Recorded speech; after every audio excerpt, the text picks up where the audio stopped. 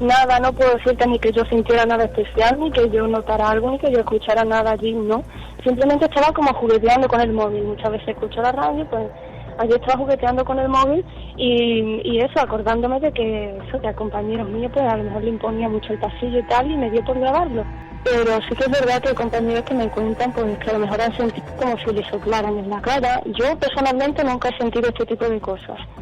Pero sí es verdad que hay compañeros míos que cuentan alguna cosa extraña que me ha sucedido. Lo que sí es verdad que eso que hay que tener en cuenta pues el factor, ¿no?, de que uno pues pasa muchas horas durante la noche dándole vueltas a la cabeza y claro, se puede llegar a sugestionar, claro. Pero sí que hay compañeros que cuentan cosas.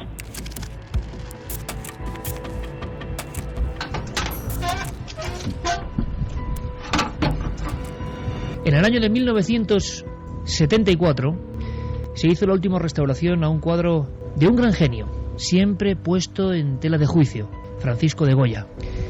Francisco de Goya había perdido prácticamente toda la capacidad de audición. Estamos hablando aproximadamente de 1792. Dicen que esa sordera le había aproximado mucho más al mundo de las sombras. Era un ser distinto. Francisco de Goya, en el mes de noviembre, hay quien dice que el día de difuntos, no se puede corroborar con exactitud, traspasa la cancela de hierro de un lugar singular, de un lugar que se le quedará tan impregnado en la mente que acabará consagrando esa obra a una escena que le marcó. Y nos marca ahora asomándonos ese cuadro a nosotros. Dos hombres desnudos pelean. Están en una especie de celda, de cárcel sombría. Las rendijas de la luz entran por la parte derecha. Hay un individuo con risa bobalicona, en cuclillas, en un lateral. Otro porta un gorro. Y aunque Goya no puede escuchar, ni nosotros oír un cuadro, parece que un tremendo lamento sale de esa obra. No sabía, quizá Francisco de Goya, el gran genio, que la palabra manicomio venía del griego manía, locura, y comio referente a lugar. Es curioso porque ese corral de locos, tal y como lo llamó, sigue siendo el ejemplo pictórico que todavía hoy, en los pocos libros de divulgación que tratan estos asuntos, sigue siendo emblema, referencia, enseña. Han pasado un par de siglos. No es ninguna fotografía. Goya simplemente observó algunas escenas en aquel manicomio, en aquel hospital para enfermedades de la mente de la ciudad de Zaragoza, y se dejó llevar. Hay quien dice que después de aquel cuadro jamás volvió a ser el mismo. Y es que estos lugares, ya en tiempo de Goya, podíamos debatir si todavía hoy tienen una extraña fama, es normal. ¿Cuándo surgió el primer manicomio, el primer psiquiátrico? Al mismo tiempo que la ciencia avanzaba en estas tesituras de la mente humana y sus sombras, ¿por qué ese temor de mucha gente a nivel popular al lugar donde se apiñan los que tienen fenómenos distintos en su mente? ¿Qué pasaba en la antigüedad? Esta noche vamos a descubrir historias realmente dramáticas, porque hasta hace bien poco no se humaniza al loco, vamos a llamarlo así. Con esa escena, Corral de Locos, os invitamos a un viaje duro, profundo, al epicentro del cerebro, sociológico. Vamos a abrir esas cancelas, vamos a visitar lugares de tiempos remotos también. ¿Qué hacía la gente? ¿Qué hacía el poder? ¿Qué hacía el gobierno, el reino? Cuando alguien se comportaba como esos dos hombres desnudos peleando, como ese acuclillado en las sombras, como ese batiburrillo de piernas y brazos, con esos alaridos que de repente proferían personas que quizá un tiempo antes hablaban normal como las demás y en su mente, como si fuera una radio, empezaba a desintonizarse en los diales. No queremos hablar de qué es la locura, la enfermedad o la psiquiatría. No somos nosotros científicos para hacerlo, pero sí nos interesa la historia de estos lugares siempre apartados. Hasta emitiremos algunas grabaciones de sonidos, vamos a decirlo así, extraños, quizá ligados a la vieja historia y mito de estos enclaves. Manicomio, esa palabra todavía resuena con fuerza. Nadie quiere escucharla, ¿verdad? Pues esta noche abrimos las puertas. ¡Ya se empiezan! ¡Ya se empiezan!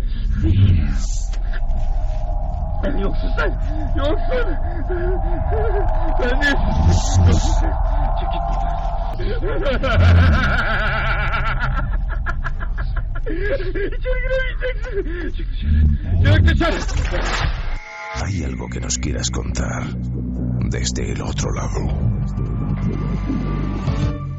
Manda un SMS al 7640. Escribe la palabra milenio, espacio y lo que nos quieras contar.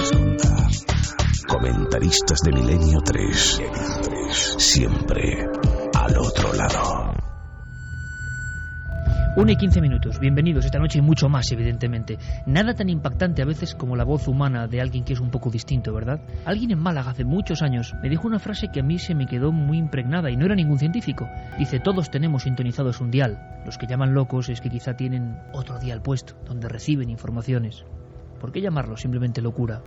Hoy precisamente la opinión es fundamental. Vamos a viajar por el mundo. Compañeros nuestros acaban de llegar de lugares remotos que poca gente ha visto. Todo eso y mucho más. Carmen, buenas noches. Buenas madrugadas, Iker. Recibimos y abrimos no solo la cancela de los manicomios o de los hospitales psiquiátricos ya con el paso del tiempo, de estos lugares un poco distintos, vamos a decirlo así, ante todo mandando un abrazo a los que trabajan en ellos y a los que están en ellos. Claro que sí. Pero queremos conocer la leyenda, el mito que está ahí. Abrimos líneas, Carmen. Claro que sí, que abrimos líneas porque seguro que esta noche habrá muchas preguntas en torno a esos centros de reclusión donde pues se lleva gran parte de la sociedad de otros siglos y también de hoy en día. Milenio 3 con número @cadenaser.com. Luego más tarde, Carmen, pondremos esas grabaciones que una persona del sur de España nos enviaba de un lugar más o menos similar, ¿no? Incluso con psicofonías, Iker, muy extrañas. Será más adelante. Juanje, buenas noches. Buenas noches, Iker. ¿Recién llegado de dónde? Pues de Turquía, de la zona del Mar Egeo, Mármaris, Göcek, realmente una maravilla, donde se pueden ver antiguas ciudades griegas, como es el caso de Konos, de Tros, que apenas nadie conoce, que son realmente maravillas del mundo antiguo que están ahí. Y hay incluso antiquísimos psiquiátricos, entre comillas, también en esa zona. Luego nos lo cuentas, Juanje. Santi Camacho, buenas noches. Buenas noches, Iker. Bueno, quiero presentaros, por supuesto, Fermín Agustí, Carlos Largo, todo el equipo aquí, en este ambiente tan especial de la radio. Nuestro compañero Carlos Ródenas esta noche en los mandos sonoros muy especiales. Pero quiero presentarles a un amigo y de forma especial. Carlos Cala nos presenta a este científico y este divulgador que yo tenía muchas ganas de tenerle aquí mano a mano para que nos contara cosas que seguro que él ha vivido, que él recuerda, que él ha estudiado. Este es nuestro invitado.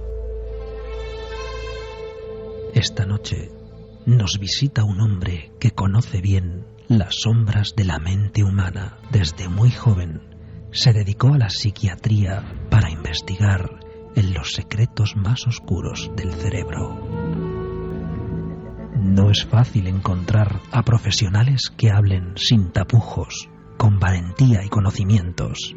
No es fácil que alguien combine aptitudes para la ciencia y la comunicación. Nuestro invitado, compañero de la nave del misterio desde hace varios años, es, en definitiva, una rara excepción. 1:18. Doctor Cabrera, buenas noches. Hola, Iker. De verdad que es un placer tenerte aquí mano a mano con un tema tan inquietante. Oye, ¿por qué se hace uno psiquiatra forense, por ejemplo? Porque yo estoy seguro que en la primera grabación que me he sometido, los alaridos o las voces o las risas, la incongruencia de un loco, con todo el respeto, pero es así, impresionan y espantan a muchos. ¿Cómo alguien se pone a estudiar esto? ¿Por qué? Bueno, mi caso es muy simple. Yo soy hijo de psiquiatra. Y entonces desde pequeñito escuchaba historias que me impresionaron. Y ¿Cómo cuál? ¿Nos podías recordar alguna? Pues por ejemplo, mi padre, que ya está jubiladísimo y que encima está muy enfermo, tiene 88 años, por ejemplo, aplicaba el hipnotismo en muchas de las afecciones. Era uno de los mejores hipnotizadores que había en Madrid. Y lo hacía para enfermedades y cosas. Y entonces él me lo explicaba siendo yo niño, y claro, cuando tu padre te explica eso y te dice que hipnotiza a alguien y ese alguien va al dentista al día siguiente y no le duele la muela, al ser extraída, pues como que impresiona. Y así, historias. Mi padre ponía, en los tiempos en los que no había pastillas, que la gente debe saber esto, por cierto, había tiempos en los que no había pastillas, solo había electroshock, por ejemplo. Pues mi padre podía poner 80 electroshock diarios, porque no había otra opción terapéutica. Y ahora la gente diría, joder, pues vaya, pues es un carnicero, el tío ponía corrientes. Pero es que las corrientes esas salvaron muchas vidas en aquella época. Bueno, pues hoy un lujo, una charla con un buen amigo y sobre todo con un maestro, el doctor José Cabrera. En este ambiente, doctor, tan peculiar de la radio, ¿verdad? Aquí en penumbra, donde parece que las palabras tienen otra cadencia y llegan directas, ¿no? Ahora cientos de miles de amigos están sintiendo, por impulsos eléctricos, prácticamente por ondas, lo que decimos. Lo hace Ediciones Encuentro. Carmen, sorteamos 3 ejemplares que de verdad valen su peso en oro. 3 ejemplares. Yo estuve allí. La verdad es que, bueno, toda una vida, ¿verdad?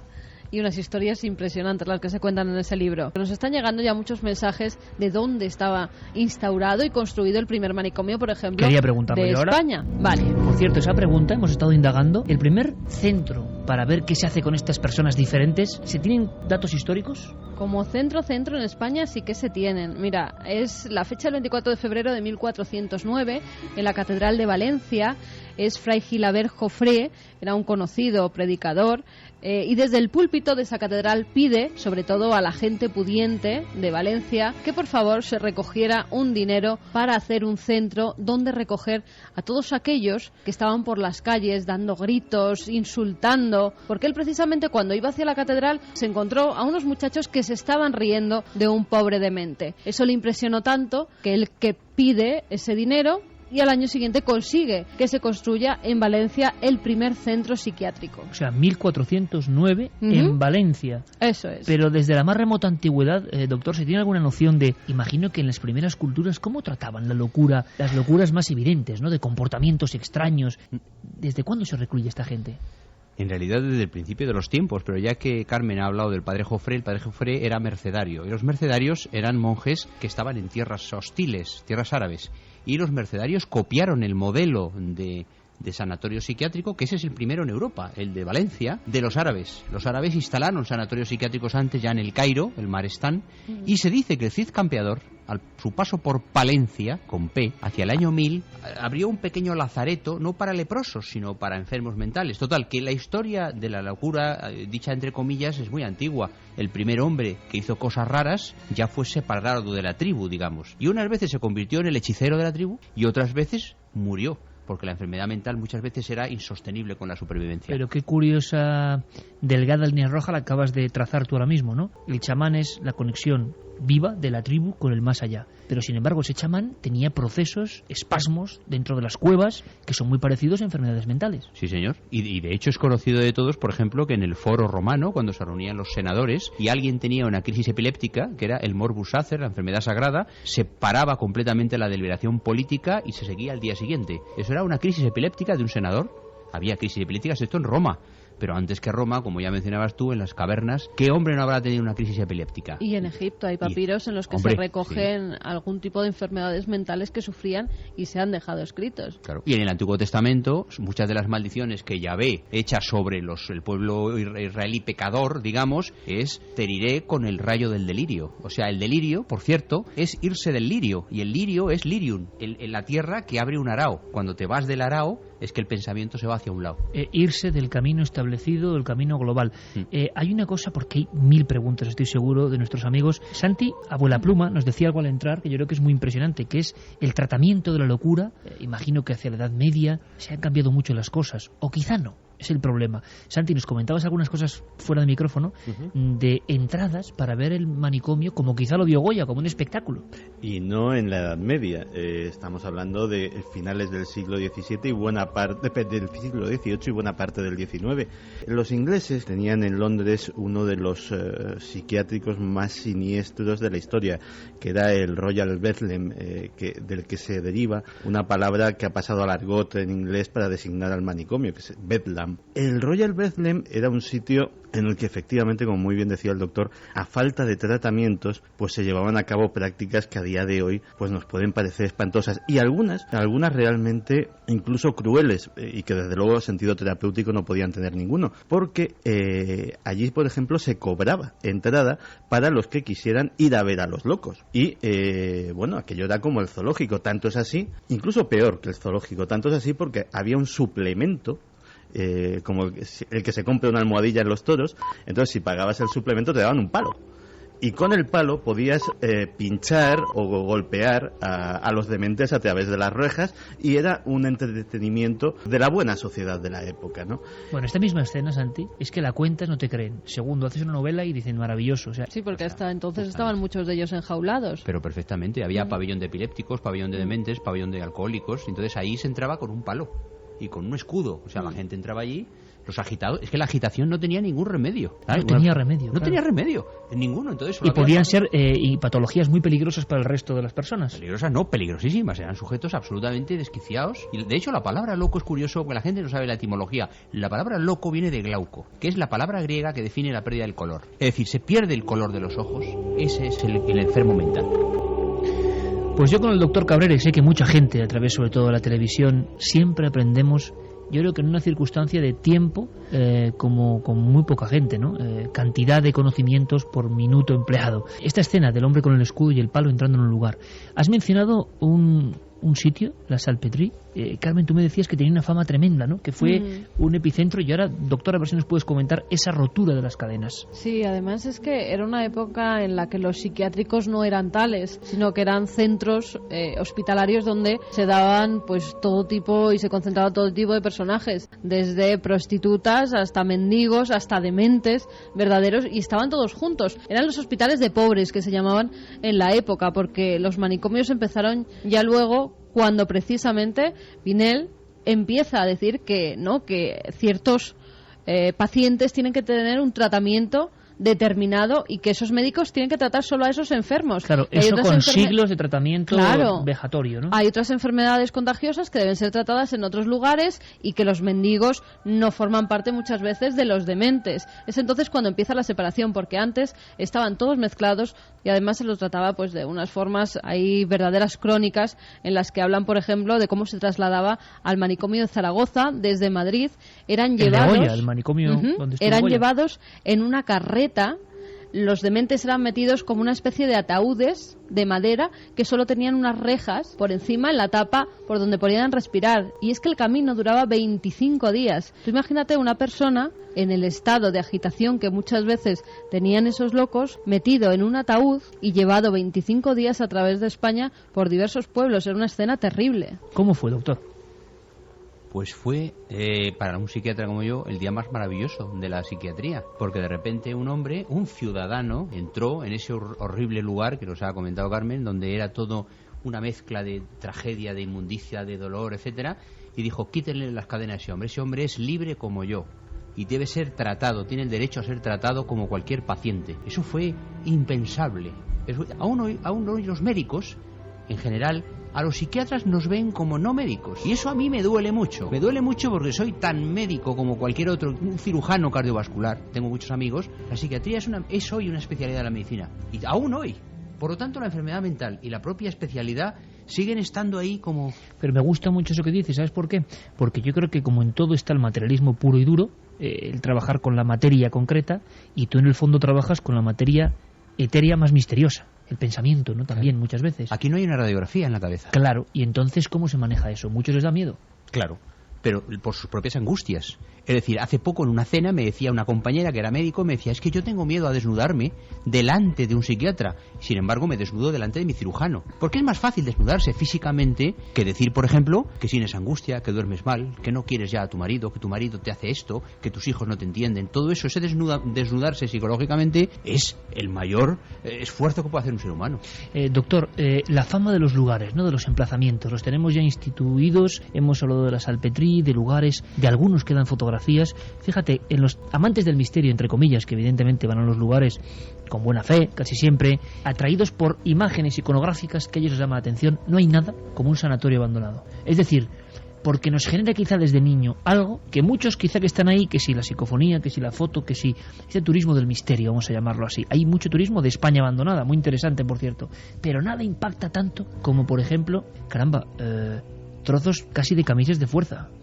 Habitaciones almohadilladas, acolchadas. Claro, todo eso nos parece tan alejado que nos da más miedo. ¿Tú has conocido algún lugar que te haya impresionado a pesar de ser doctor? Que todo eso todavía impacta en el inconsciente. Bueno, hay dos sitios. Uno es Oña. En Oña hubo un psiquiátrico antiguamente, después en la Guerra Civil se convirtió en hospital, después fue prisión, etcétera. Era un sitio de esos un poco mágico, donde se recluía a los enfermos mentales muy graves. Y el otro sitio tremendo, es el psiquiátrico penitenciario de Carabanchel, donde estaban los psiquiátricos enfermos mentales más peligrosos que había en España. Es un sitio tremendo. Pero lo que decías, hay un algo de razón en eso, porque una cosa es un hospital físico, por ejemplo, el hospital de tuberculosos, y otra cosa es un hospital mental. Parece que cuando ya ese hospital mental se ha abandonado, ya no hay nadie allí, queda en el aire, y esto es un misterio, y yo como científico pues no puedo dar pábulo a esto, queda en el aire el sufrimiento mental, porque el sufrimiento en el aire de la mente no es lo mismo que muchos huesos rotos. Huesos ha roto, total. Pero algo queda en el aire. El sufrimiento en el aire, la sensación de que ha habido mucho dolor, ¿no? Yo sé que habrá seguro preguntas, cuestiones. Pero muchísimas. Dice que, bueno, por lo que veo está inundado, doctor. Las vías de contacto están completamente colapsadas. En fin, vamos a ver si extraemos algunas, así a vuela pluma, Carmen. Venga, vamos con algunos mensajes. Nos dicen: ¿cuáles han sido los manicomios donde se han realizado más atrocidades? Me ha dejado sorprendido lo de Goya. Sí, Corral de Locos. ¿Hay algún dato? Hombre, será difícil, ¿no? Doctor, imagino que los que estuvieran en Madrid... Es que la misma frase encierra un estigma. Es decir, no es que se hagan atrocidades, es que hace 150 años no se podía hacer nada con un agitado. Y entonces se le ataba a una silla giratoria, se le hacía girar muy deprisa en esa silla giratoria y eso le calmaba. O se le metía en un baño de agua helada y eso le calmaba. Y eso que hoy sería una atrocidad, entonces no lo era. Igual que lo que mencionaste de las lobotomías o incluso el propio electroshock que aún mantenemos hoy. Dentro de 200 años, dar las pastillas que damos hoy será una atrocidad. Por eso esa pregunta es una pregunta trampa. Claro que se han hecho atrocidades. Se ha quemado a mucho enfermo mental por la Inquisición. Eso era una atrocidad. Lo tenían además como poseído en muchas ocasiones. Los enfermos mentales eran tratados como poseídos, decían que tenían el demonio en el cuerpo porque no lo consideraban una enfermedad, lo consideraban como algo divino. Y había un libro en el que se entrenaba y se decía cómo había que determinar si esta persona estaba poseída. Es decir, Justo. es que es historia. Más preguntas. Sorry. Vamos con más preguntas. Nos dice: ¿cuándo se decide que una persona debe estar internada? Vamos a ver, la decisión médica la toma el psiquiatra y el único que puede autorizarlo es el juez. La única autoridad legal de un Estado de Derecho es el juez. Por tanto, esa persona que está enferma, el médico diagnostica y dice debe ser internada para tratamiento y el juez debe decir sí, intérnese. Sofía quisiera preguntarle al doctor qué significa para él una enfermedad mental, una verdadera enfermedad o un delirio de las neuronas. El cerebro está lleno de neuronas. No existe nada que el cerebro haga, ya sea sano o enfermo, que no lo hagan las neuronas, querida amiga. Buenas noches. Mi hermana estuvo ingresada en Cienpozuelos. Cuando iba a visitarla, la mirada vacía de estos enfermos causaba mucha inquietud. ¿Quiénes están más locos, ellos o nosotros, que no lo estamos? Saludos al doctor Cabrera, nos dice Fran. Una pregunta así filosófica. Cienpozuelos. Ya mencionaba Cienpozuelos Pérez Galdós en su libro. Cienpozuelos es un psiquiátrico tradicional de la Orden de San Juan de Dios. Tiene ahora 1000 camas aproximadamente. Cienpozuelos tiene 125 años de historia y alguna vez deberíamos dedicarnos un poco ahí, porque en la guerra civil fueron fusilados todos los hermanos hospitalarios y fue un desastre porque solo ellos sabían tratar a los enfermos. Importante lo que dice el doctor, porque hay una cosa que la gente a veces no cae en ella, y es la evidencia. Muchas veces la Iglesia, que por un lado la Inquisición hizo lo que hizo, por otro lado la Iglesia en ocasiones eran los únicos que se ocupaban de esta parte de la Sí, sociedad. señor, y la gente debe saber que cuando Fidel Castro bajó de Sierra Maestra, a los únicos que no tocó un pelo fue a los hermanos de San Juan de Dios, porque pensó, ¿quién va a cuidar mejor a los locos cubanos que los hermanos de San Juan de Dios?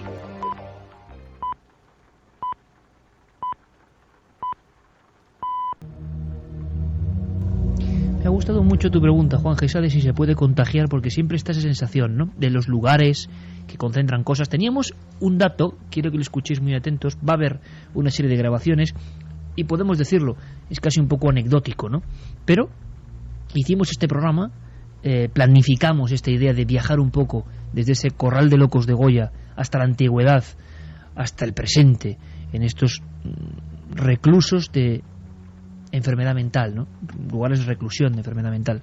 Y lo hicimos porque en un centro más o menos no idéntico, pero similar a una residencia con diversos tipos de dolencias, una oyente nos envió una serie de cosas.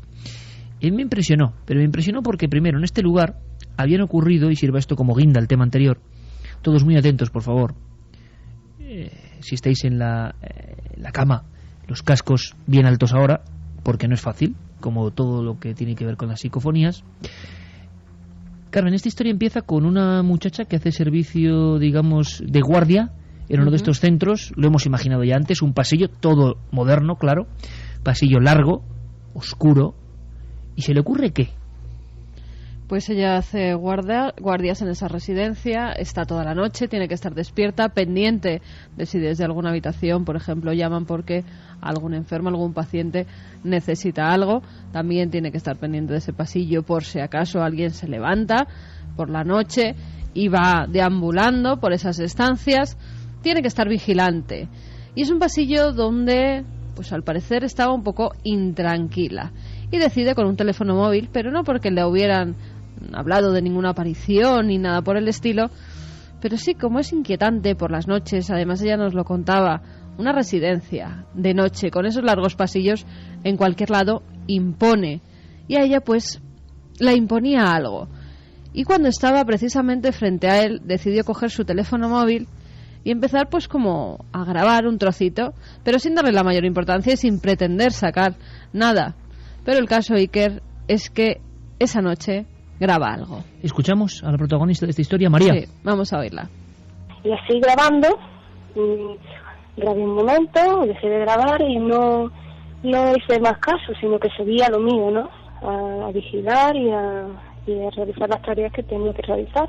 Nada, no puedo decirte ni que yo sintiera nada especial, ni que yo notara algo, ni que yo escuchara nada allí, no. Simplemente estaba como jugueteando con el móvil. Muchas veces escucho la radio, pues allí estaba jugueteando con el móvil y eso, acordándome de que a compañeros míos pues a lo mejor le imponía mucho el pasillo y tal, y me dio por grabarlo. En ocasiones eso, como un juego, ¿no? Surgen estas cosas. Sí. No podemos decir qué es ni qué no es. Hemos repetido en 3 ocasiones algunas voces. Le pido a nuestro compañero Carlos Ródenas, que nos está poniendo este fondo musical espectacular. Hay un poco de voces de fondo, ¿no? Casi. Voces de la mente también. Voces de esos lugares donde ha habido en ocasiones sufrimiento, abandono. Bueno, pues la primera voz que vamos a escuchar, repito 3 veces, y hay que estar muy atento, dice como si llamara la atención, ¿no? De niña o una voz muy juvenil de una mujer, y como en un susurro dice: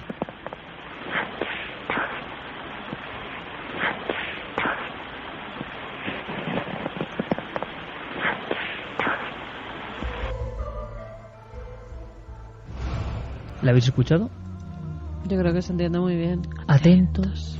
¿Santi? Sí, se entiende. Yo creo que es de las más claras que hemos puesto en este Hombre, en micrófono. cascos siempre nos pasa, ¿eh? En cascos siempre hay una sensación de que se oye más todavía. Vamos a repetirla. ¿Podemos, Carlos, repetirla? Vamos a escucharla de nuevo, porque es verdad que ahora... y yo pido disculpas porque mucha gente que va en el coche, que va, bueno, pues digámoslo así, viajando y... Bueno, tranquilos, por eso lo repito, para que la gente no tenga que estar ahí. ¿Qué hemos oído, qué no hemos oído? Con tranquilidad total. Atentos, pero es verdad que parece una voz de una niña, pero muy cerca del micrófono de ese teléfono móvil. Repetimos.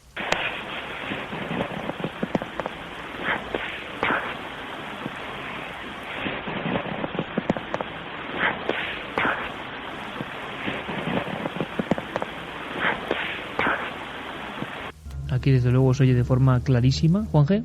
Sí, y además con la sutileza que comentabais, que es una voz de una adolescente o una niña, voz femenina seguro.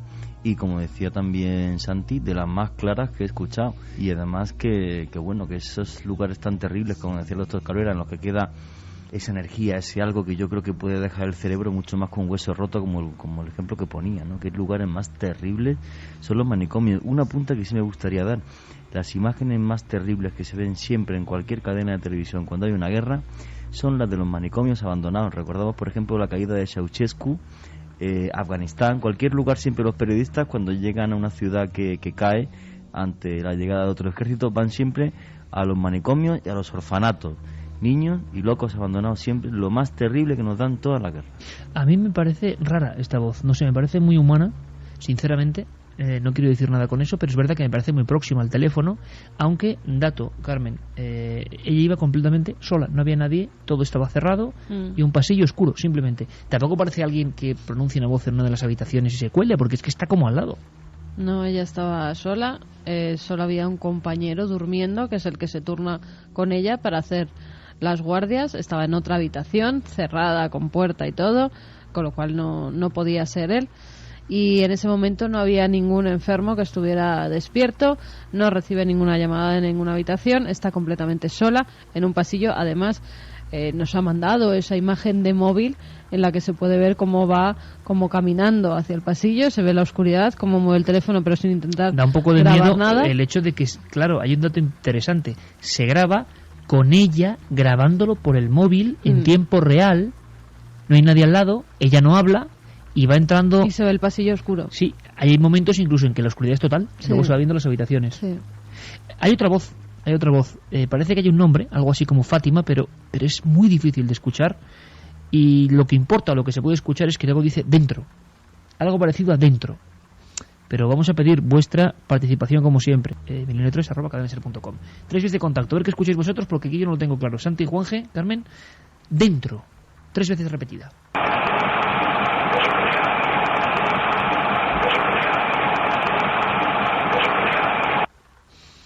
Dentro, pero puede ser dentro, puede ser, no sé, ¿qué os ha parecido? Sí, yo escucho dentro también.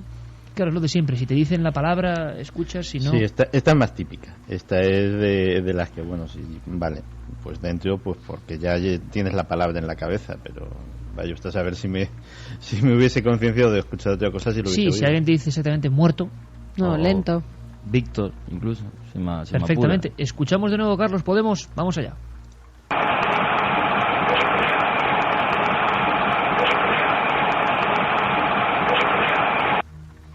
Es muy curioso porque por mucho que intentes poner otras voces, como te hayas quedado con el esquema mental de que dice dentro, solo vas a escuchar dentro.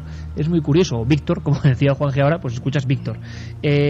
Seguimos con el testimonio de esta mujer, de esta empleada, que, bueno, está, yo creo que más que asustada, sorprendida por lo que le había ocurrido. Ella con su móvil dentro del pasillo. Esto es lo que nos contaba. Parece que como si se escuchara algo, como si fuera una voz, pero tampoco le di una importancia. Intenté hacer memoria, pensar, no, pero verdaderamente estaba yo, en ese momento estaba yo sola.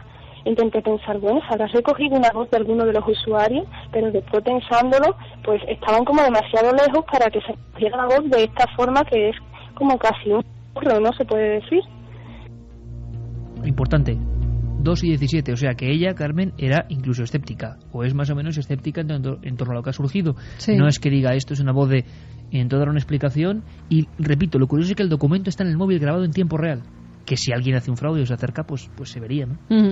Sí, además es que, ya te digo, si solo tuviéramos la voz, no podríamos saber en qué posición estaba grabando, pero al contar con la imagen de ese teléfono móvil, pues sí que podemos ver que nadie se acerca por delante al micrófono, que no hay nadie alrededor, que hay una completa oscuridad, un recinto de noche.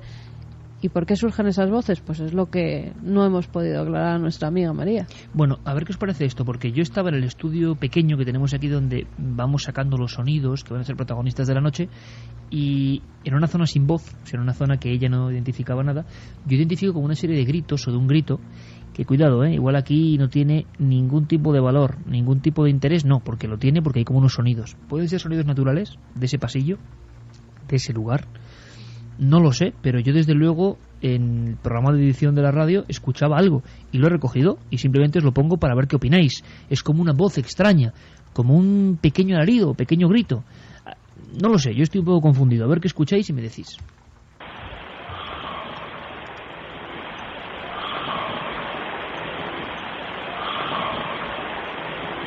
¿Escucháis algo, compañeros? Pero era como un grito de...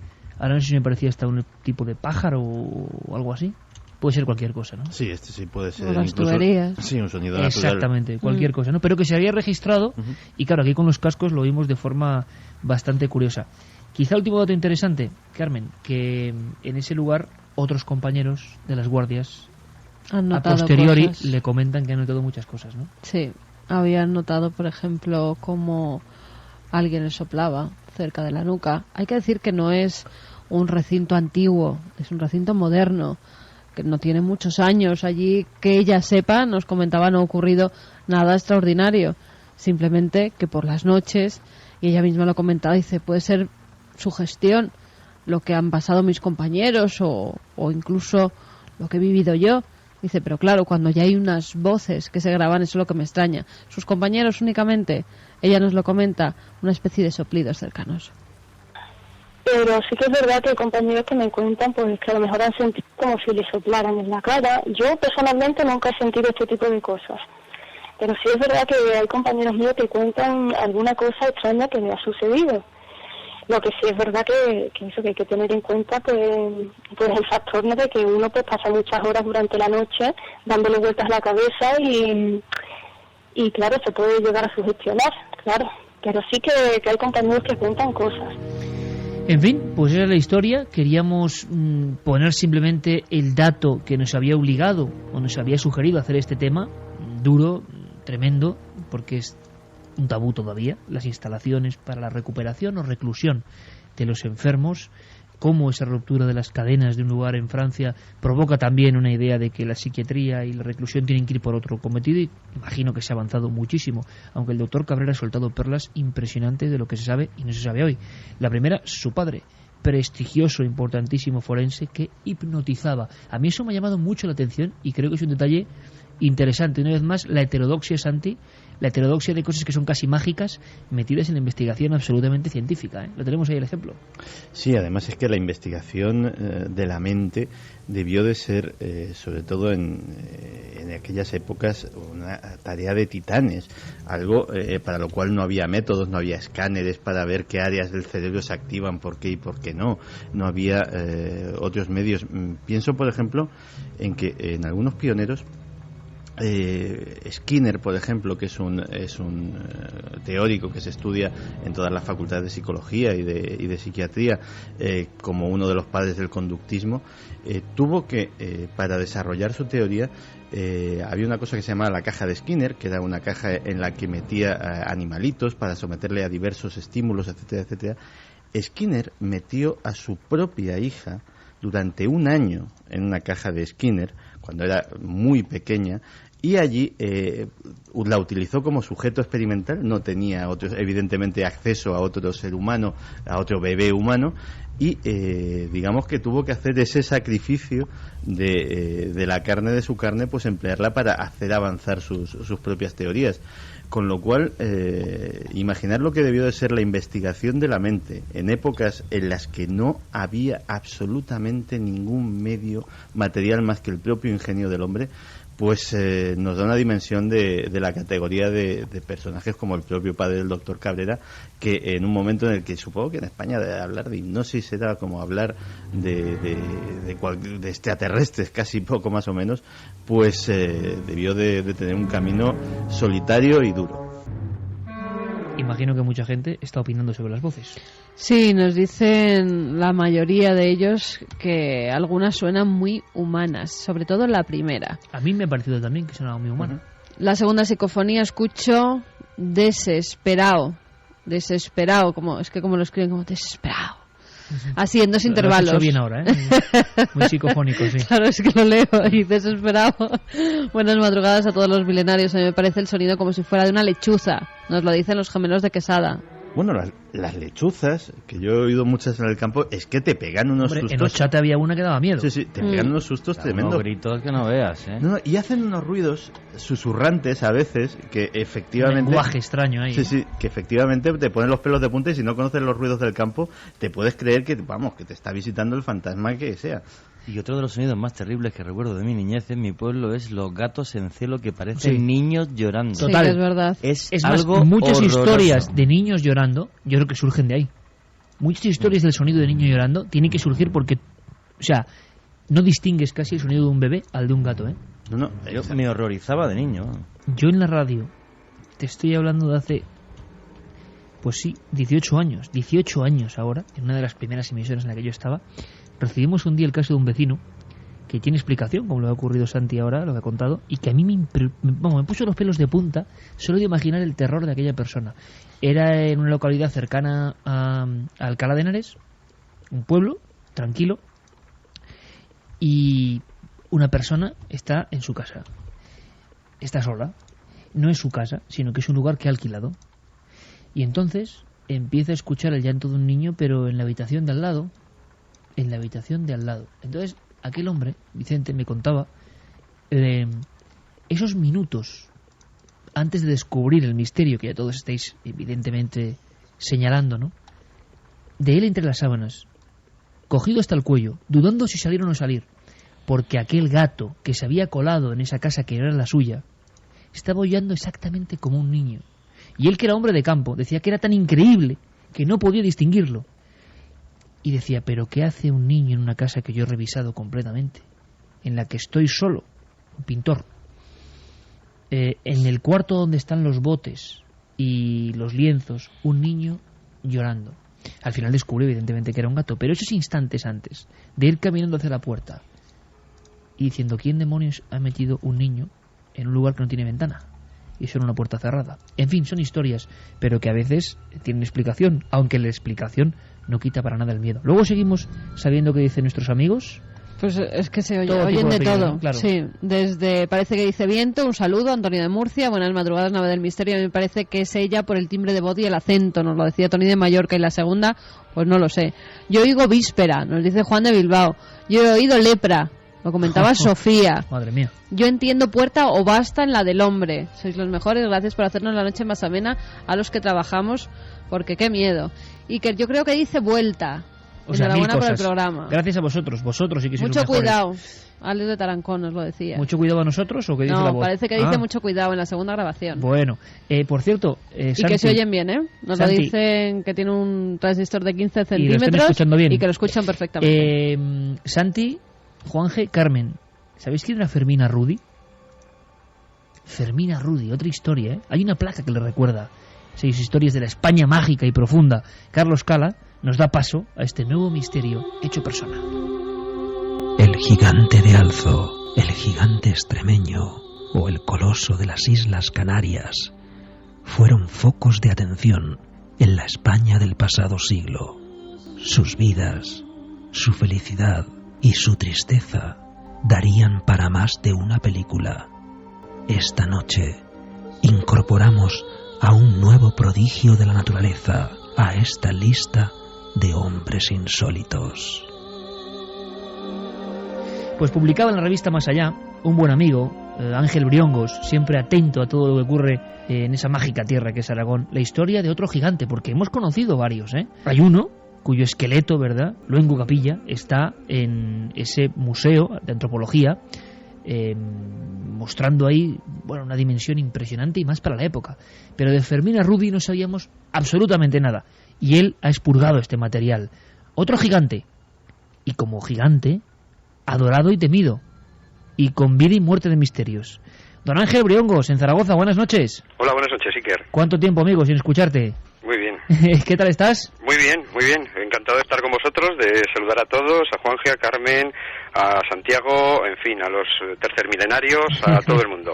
Ángel, pues un reportaje estupendo. Fermín Arrudi, bueno, gigante porque alcanzó, ¿qué dimensiones? Pues bueno, alcanzó 2,29 metros.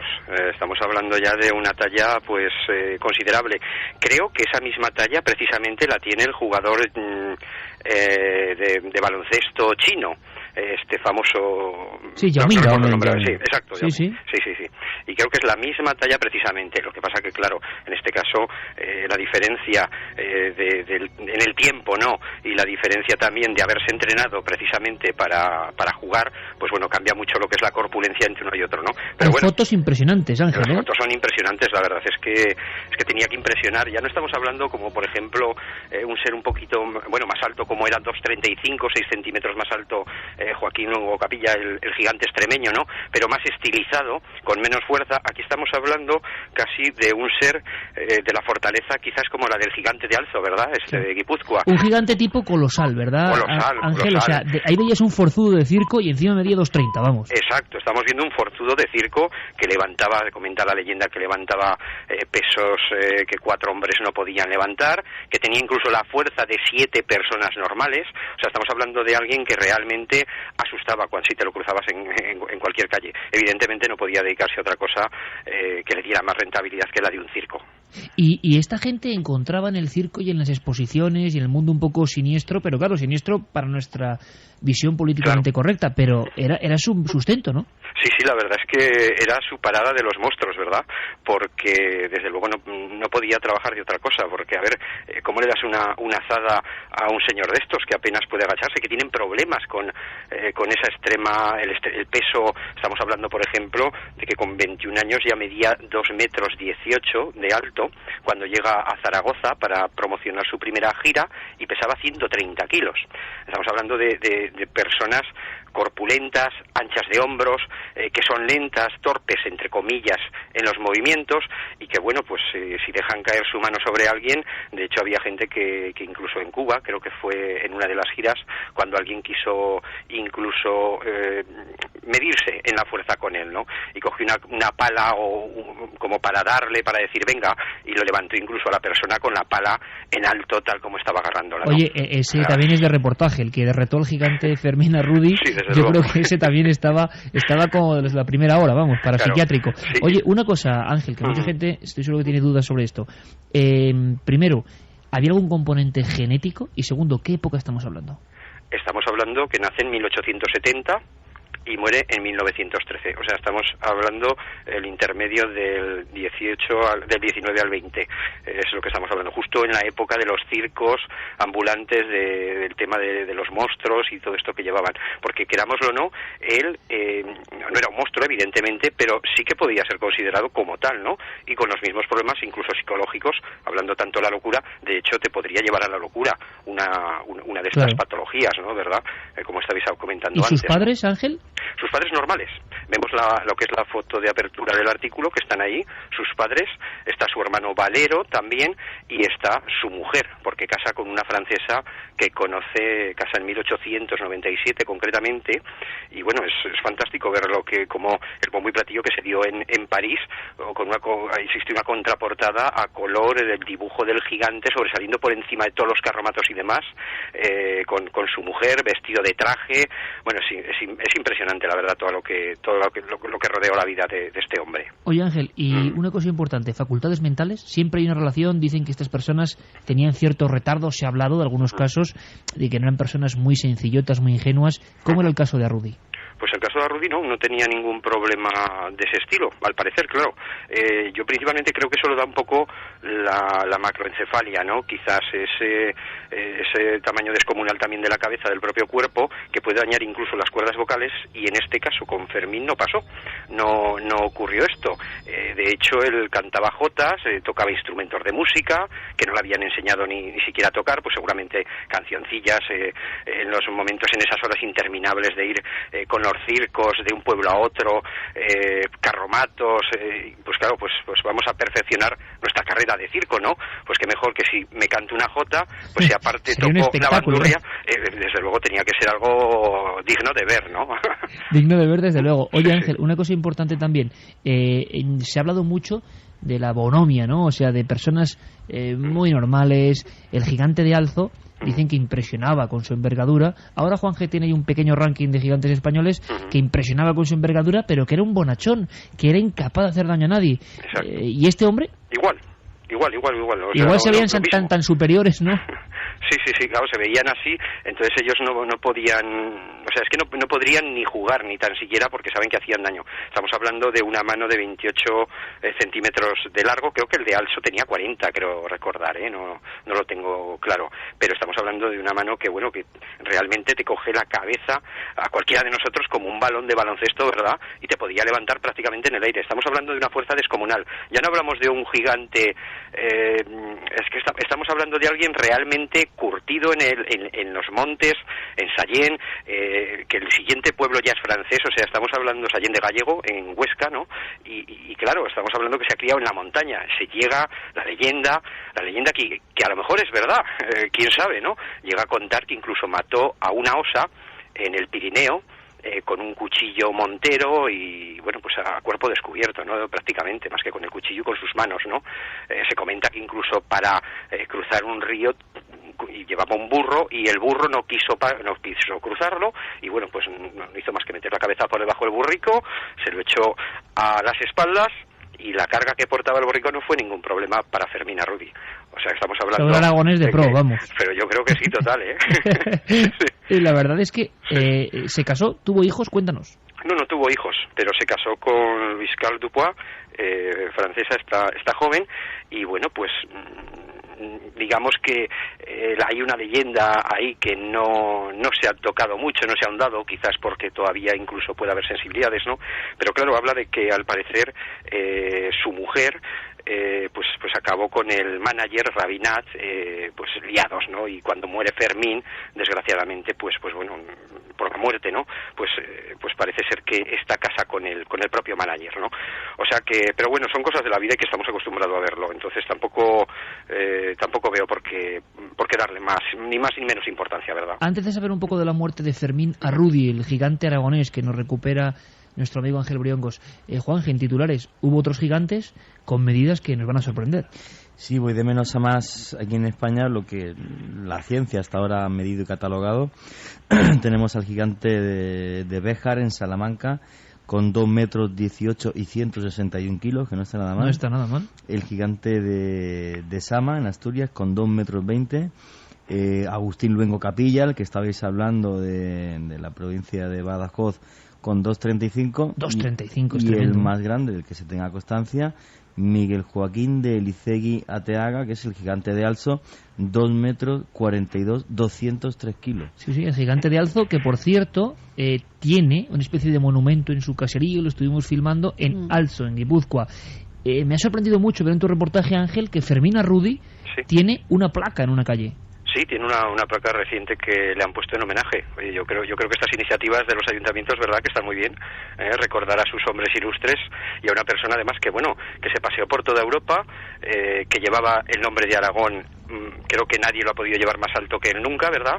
Y bueno, creo que es fantástico estas cosas, igual que se han hecho por acá, bueno, que se han hecho, incluso creo que hay un museo, ¿verdad?, del gigante de Alzo, del gigante extremeño también, que su esqueleto ahí se conserva, oye, lo tiene todo un instituto de antropología en Madrid, ¿verdad?, el museo de se puede ver perfectamente, claro, es impresionante. Claro, estamos hablando de que realmente estos gigantes, o sea, si hubieran sido personas normales no estaríamos hoy haciendo este programa, ¿verdad? Por supuesto. Pero es que verdaderamente su altura pues era considerable y pues llamaba la atención. Pues es que aquí no va a llamar la atención. Llamaría la atención hoy en día, pero en aquel tiempo de las maravillas, fíjate el mensaje que acaba de llegar, Ángel, al 7640, Carmen.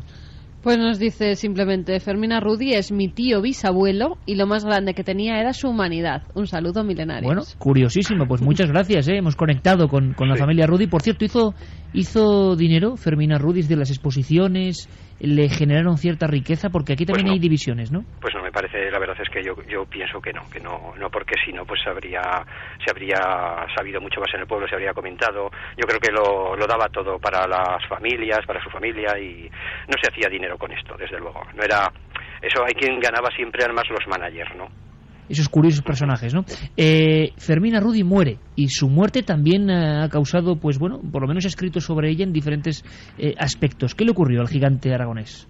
Bueno, pues claro, parece ser que este gigantismo es el que acelera la muerte a temprana edad de todos los grandes gigantes, ¿no? Tenemos ahí al más santo del mundo, que también ocurrió lo mismo con Pershing Waldorf, ¿no? O sea, estamos hablando de que no se puede, el propio organismo es como que se rebela contra sí mismo porque no puede soportar ese peso, ¿no? Y bueno, pues aquí pues lamentablemente con 42 años fallece. Estamos hablando siempre de que fallecen en torno a una edad joven, o de 30 años, 28 me creo recordar el gigante extremeño, 28 años estamos hablando, simplemente por ser alto, saber además que vas a morir porque eres alto y estás viendo que cada día está más cerca ese momento, y que te sientes, o sea, tenía que ser eso. La verdad es que psicológicamente, oye, con lo grande que soy más fuerte que ningún otro, que soy el más fuerte del pueblo de donde voy de 5 a 5, y realmente pues ves que te estás muriendo, pues la verdad es que me parece que debe ser bastante doloroso para todos los gigantes, ¿verdad? Sin embargo, fueron unos personajes importantes en esa España de entre siglos. Su historia se cuenta ahora gracias a investigadores, y ahora Ángel Briongos, como decíamos, nos desempolva este personaje que engrosa la lista, ¿no? Sí. de maravillas auténticas. Fermín Arrudi. Por cierto, un anillo como la muñeca de un niño, ¿no? Sí, la verdad es que es muy curioso. Este anillo en concreto, el que aparece en la revista Más Allá, pertenece a Robert Pershing Waldorf, que medía 2,72 metros de altura, ¿verdad? Pero estamos hablando de que Fermín Arrudi pues tenía un anillo pues aproximadamente como el mismo que aparece en Más Allá, ¿verdad?, en la revista. Pero es que claro, también existe en los está el restaurante de Casa Faure, hay un bastón, que es el bastón que aparece en alguna de las imágenes que aparece sentado Fermín en la apertura del reportaje. Aparece un bastón. Bueno, pues el bastoncito en cuestión mide 1,33 metros de altura, solo la madera, sin contar una punta, pues a lo mejor de 15-20 centímetros de metal que llevaba. O sea, yo he tenido el bastón en mis manos y la verdad es que me llega a la altura del hombro. O sea, imagínate poner la mano a este hombre sobre tu hombro, saber que esa es la altura por la que coge el bastón, ¿verdad? Y luego también existen incluso los calzoncillos marianos, que estamos hablando de nada menos que 1,5 metros de altura, unos marianos de la época. Bueno, increíble. Para un museo, por lo menos se le recuerda. Fermín Arrudi, sí, maravillas de la naturaleza. Se exhumó hace poco el cadáver porque se inundó el cementerio viejo, y bueno, Pedro Alamagnac del Hostal Maximina tomó unas fotografías, y bueno, esas todavía ni las he visto, de momento son top secret en la zona. Seguro que si alguien las consigue eres tú. Ángel Briongos, amigo, como siempre, un abrazo grandísimo. A vosotros, muchas gracias. Ha pasado algo con bebidas. ¿Esto sería más de tercera hora? Sí, de acuerdo, pero estamos esperando a conectar con un testigo que casi disparó contra un ovni en un convoy militar, y vamos a hablar con él. Antes, esa información. Santiago Camacho, ¿qué ha pasado? ¿Qué ha ocurrido? Marcas, que nos perdonen todas las marcas, pero esto se ha difundido por todas partes. Cuando hay un teletipo, yo Red Bull, madre mía. Red Bull, la famosísima marca que, por cierto, mira, tu hermano me decía, que sabe mucho de estas cosas, que era una marca que tenía el 90% del mercado. Es decir, esta marca austriaca tenía el 90% del mercado, y la historia de su tipo de bebidas. Y la historia es muy curiosa, porque la crea un señor que va al sudeste asiático y le dan una serie de hierbas que hace unas infusiones. Ah, eso no lo sabía yo. Ah, sí. Pues la historia de la patente es un tipo que era una persona normal y corriente. Juraría, es que me contaron el otro día además, que era holandés. No te puedo decir, no te lo puedo ratificar seguro. Pero la casa es austriaca. ¿Qué? La casa es de Austria. Sí, bueno, la historia es de un señor que va al sudeste asiático, está hecho polvo con un jet lag fatal, toma una infusión de una serie de hierbas, analizan esta hierba y aparece un elemento que es la taurina. Entonces, pues, empieza a hacer esta bebida con taurina, la patenta y se forra. O sea, el tipo se forra taurina, sí, gracias a que patenta, digamos, con taurina, que es lo principal, pues una cosa que toman... Un revitalizante, ¿no? De lo que toman en varios lugares del sudeste asiático, algo milenario. Oye, Carlos Ródenas, ¿tenemos por ahí alguna lata o alguna botellita para echarnos al...? Mira. Anda que no sientan bien, ¿eh? Estaba agitada esta. Carlos, sí señora, a estas horas sienta fenómeno. Están ahí también Fermín y Carlos, dale que te pego. No sé si al Red Bull, pero esta marca, muchos piensan que cuando llega la popularidad de una marca también llegan los ataques, ¿o no? ¿Qué ha pasado, Santi? Ahora que tenemos todo más o menos claro. ¿Qué ha ocurrido con esta marca? Pues muy cerquita de su sede austríaca, en Alemania, Red Bull ha comercializado una nueva variedad, que era el Red Bull Cola. Hasta ahí todo bien, pero en 16 estados de Alemania, en 16 de los Länder de Alemania, han retirado esta innovación porque han encontrado trazas de cocaína, concretamente algo así como 15.000 microgramos de cocaína por lata. ¿En 16 muestras distintas? No, en 16 estados han encontrado, analizando esas trazas. Pensemos que es una cantidad mínima. Esa cantidad se debe a que entre la composición de este Red Bull Cola hay hojas de coca descocainizadas. Igual que hay café descafeinado, pues hay hojas de coca descocainizadas que se utilizan como aditivo alimentario en diferentes cosas. Pues, ¿y esto no es leyenda? Esto no solo no es leyenda, sino que además Juanje nos lo puede decir, que él muchas veces lleva una camiseta que compró en Bolivia, creo recordar, en la que se dice la coca no es droga, porque entre otras cosas el gobierno boliviano, una de las cosas que pretende concienciar a la gente es que una cosa es la hoja de coca, que es un producto, la planta, absolutamente natural, y luego la cocaína, su paso por laboratorio para transformarlo en lo que todo refinado, etcétera. Bueno, que lleva desde queroseno hasta 1000 porquerías para hacer la cocaína. Efectivamente. Aquí en España y en la mayor parte de los países tendríamos que retirar el dinero de curso legal. Sí. Porque dicen que está impregnado por completo, sí, ¿no? y no estar en Madrid viviendo, por ejemplo, porque hay cocaína y heroína en el aire. O sea, vamos todos flipados desde que nos levantamos. En cada billete hay una cantidad mayor que esos 15 microgramos, considerablemente mayor que esos 15 microgramos. Curiosamente, bueno, pero el billete no se come. Curiosamente, cuanto más grande el billete, más concentración de cocaína, eso también está. No se come, pero cuando te chupas el dedo para pasar la página de un libro, por ejemplo, y has tocado antes un billete con cocaína, ¿qué? Y entonces es una campaña contra Red Bull.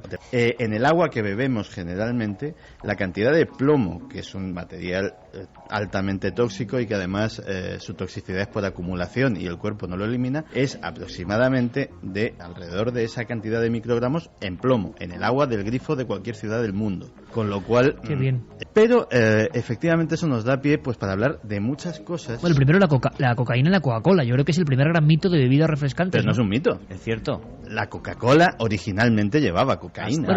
Hasta 1905 exactamente, en el que se la obliga a la marca registrada Coca-Cola a quitarle la cocaína. A ver si estamos en Coca-Cola, Carlos. Vamos a una botellita de Coca-Cola. Coca-Cola tiene mi estatua delante. Pero es que en aquella época... Si llevara cocaína ahora, vamos, estaba todo el día flipada. No es ningún mito. En el archivo sonoro de esta Santa Casa probablemente haya anuncios de la cocaína Blancaflor, que se anunciaba en radio, no había televisión en aquella época, y que era un tónico completamente legal y que, ya te digo, que era comercializado en periódicos antiguos, verás los anuncios, etcétera, etcétera. Es decir, cocaína Blancaflor. Cocaína Blancaflor. Y tenía su jingle, su musiquita específica, que lo cantaban unas señoritas de los años 20 y que, lógicamente, pues la Coca-Cola en aquella época, pues nadie veía mal que llevase... O sea que hasta 1905 la marca más famosa del mundo tenía cocaína realmente. Tenía cocaína realmente, y es que hay que pensar que la Coca-Cola, el señor que la inventó y cómo se pasa la patente y todo esto, que la vendió por $2, y fíjate luego